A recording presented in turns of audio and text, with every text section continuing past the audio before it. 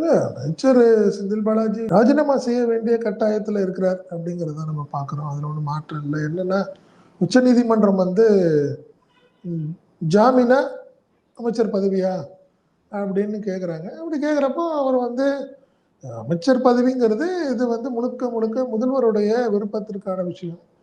இல்ல, எனக்கு அதை பத்தி விருப்பம் இல்லை, எனக்கு ஜாமீன் தான் அப்படின்னு சொன்னாருன்னா, இப்ப அடுத்த கட்டமா இவர் ராஜினாமா பண்ணலைன்னா என்ன பண்ணும், உச்சநீதிமன்றம் முதல்வர்கிட்ட போகும். அப்ப நீங்க எதுக்கு அவர் எதுக்கு வச்சுக்கணுமா, அவ்வளவு அர்ஜென்ட்டா அவருக்கு கொடுக்கணுமா அப்படின்னு சொல்லும்.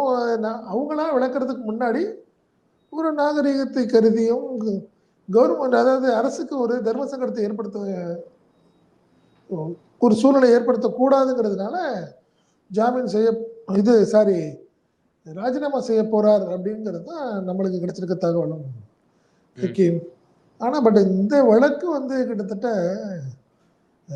இந்திய அளவில் ஒரு மிகப்பெரிய ஒரு தாக்கத்தை ஏற்படுத்தி இருக்கிறது அப்படிங்கிறத தான் நம்ம பார்க்குறேன்.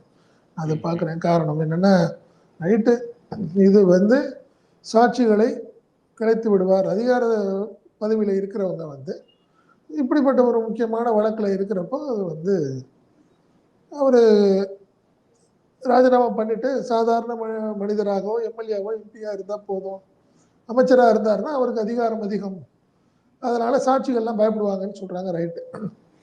இந்த வழக்கை பொறுத்த வரைக்கும் இன்னும் சாட்சிகள் விசாரணை பெரிய லெவலில் இன்னும் ஆரம்பிக்கல. புரியுதுங்களா? இந்த வழக்கை பொறுத்த வரைக்கும் நம்ம கொஞ்சம் முதல் தெரிஞ்சுக்கணும் என்னன்னா, இந்த வழக்கு பொறுத்த வரைக்கும் கிட்டத்தட்ட 690 குற்றவாளிகள். குற்றவாளிகள் மட்டுமே 690, சாட்சிகள் மட்டுமே கிட்டத்தட்ட 2200 சாட்சிகள். இதுல ஏன்னா இது வந்து பாத்தீங்கன்னா நேரடி குற்றமே கிடையாது.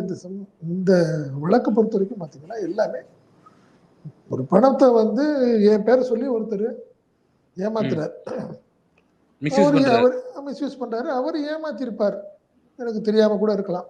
பட் ஆனா என் பேரை பயன்படுத்தினாங்கிறதுக்காக நான் என்னைய வந்து என் பேர்ல எஃப்ஐஆர் சேர்த்து என்னைய வழக்குல சேர்த்திருக்கிறாங்க. இதுதான் நடக்கிற. புரியுதுங்களா?